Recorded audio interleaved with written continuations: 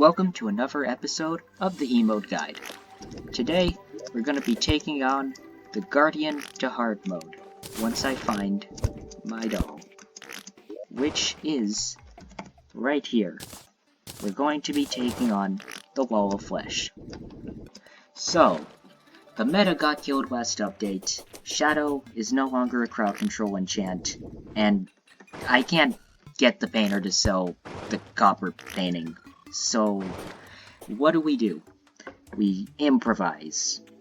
I'm going to be trying a new build that uses Obsidian Enchant and Bee Enchant. Obsidian makes your attacks explode for 10 seconds after you go into lava, which is good for crowd control, and Bee Enchant spawns bees, which is nice. I'm going to be using the Lightning Rod. I was afraid of using this before because, before it got nerfed, it was really strong, so I didn't want to use it. But now it's nerfed, now I can use it. We're all happy. My buffs are pretty normal. I have, the regular stuff and ale. Ignore this. And I'm also going to be using Sharpening Station, which I should probably apply right now, before I forget. As for my armor, I'm of course rocking the old Molten armor, because of its melee benefits. And for my other accessories, the boots of this person that goddess, I don't know, name that I cannot pronounce. This is a lot for one accessory slot. Like, it's running, it's the double jump, it's the balloon, it's the rocket boots, it's everything. And it's fall damage immunity, which is very good. SDF is my favorite accessory in the mod. It grants these really cool scythes, which aren't too useful for WoF, as well as these slime balls, which also aren't too useful for WoF. No, the real good things are 10 armor pen, 10% damage, sometimes you get honey.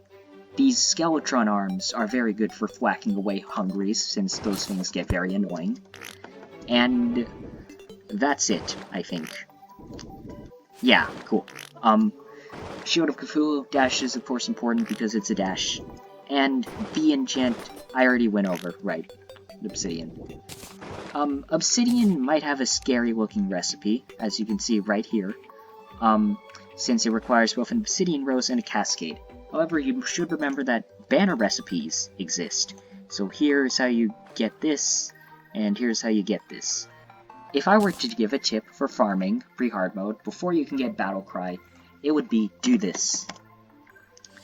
Craft a blood zombie statue, hook it up to some wires wherever you want it to, and then spawn blood zombies on top of yourself. That is because blood zombies, in Eternity mode, inflict a debuff that increases spawn rates by a lot. If you're gonna do this, be sure you're not wearing Gutted Heart, because Gutted Heart grants immunity to that debuff, which you do not want.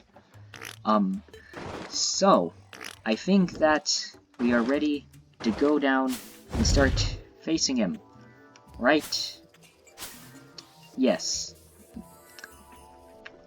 Let's just run, because otherwise mobs will spawn. So, down here in the Underworld, if you do not have any special protection, you will die from burning, because that's Eternity mode. To prevent that burning, there are two ways. If you're casually going into the Underworld and you're not planning to fight a boss, you can equip Obsidian Skull, which grants immunity to it. However, we would like that extra accessory slot.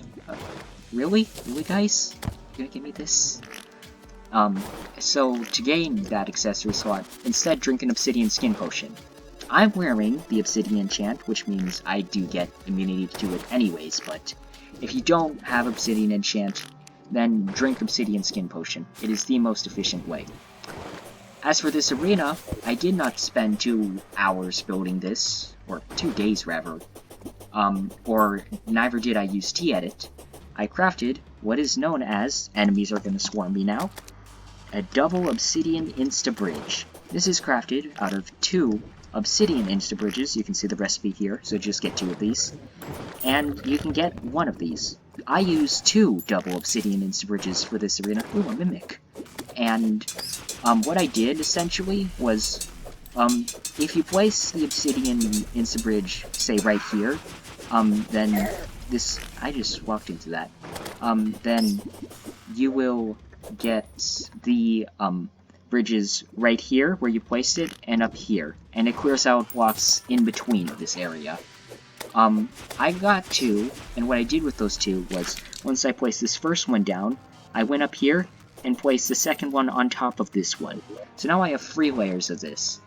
And that's very cool. I cannot do it with 1 layer. 2 layers is probably the best, but you can also get more if you think you need more. So, here we are at the edge of the world, about to hopefully enter hard mode. Let's just get it started. Let's dip ourselves in lava to get our obsidian enchant buff. This makes all of your attacks explode, and let's go. Okay, so it seems normal at first, until... yeah, Death Ray! Let's go. The Death Ray is very dangerous, and you don't want to touch it. This thing does a lot less damage than I thought it would. Oh, never mind. Now, one of the eyes is transparent, while the other is not. You can only damage the eye that is not transparent. Do not try to attack the eye that is transparent, because you cannot. And also don't attack the mouth, because you can't. It will only do 1 damage. A way to remember which eye is transparent and which one is not is by which one fired the Death Ray last. That eye will fire the Death Ray next, and at the same time, we'll switch to that eye. So, just keep that in mind. It is now that eye, and it will... now, that eye will next fire the Death Ray, and, it's doing more stuff. I need to explain that. And then, at the same time, that eye will become the Death Ray, the vulnerable eye. And then now we will fire that Death Ray, and then that eye will become vulnerable. As for the attacks it's been doing while I've been explaining giant lasers, this is the Curse Flame Wall and the Ichor Spit. To dodge the Ichor Spit, you go to the outsides of the arena, and to dodge the Curse Flame Wall, you need to move into him. I'm melee. The Lightning Rod is very good at keeping enemies at bay, but that will still be dangerous. Now, I know he's going to do Ichor next, so I'm going to move away from him. This aura will inflict Tongue if you go into it, so don't do that, or you will take a lot of damage. Lightning Rod has a cool mechanic where its distance is based off of how fast you're traveling in a direction, so as you can see I made it go really far. And now it's doing another phase transition, in which it is now spawning Hungries from the sky. Oh no, that was close. The Hungries are telegraphed by that target, so you want to stay away from the targets.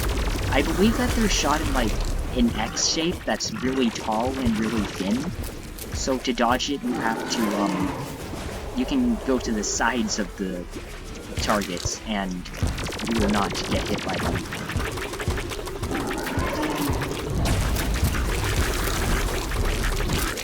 And I believe they increase, I don't know. Vanilla Wall of Flesh has a unique mechanic where, or I don't know if it's unique or not, but he has a mechanic where the lower his health gets, the more damage his add-ons will do. So keep that in mind.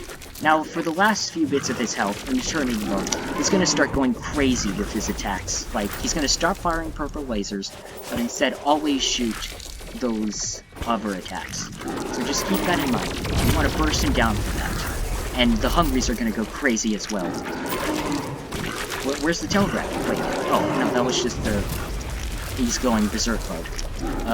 So yeah. Now he's going to do the Curse Flame Wall. Now he's going to do Ichor. Gonna run away. He's out with such low health. Now go back.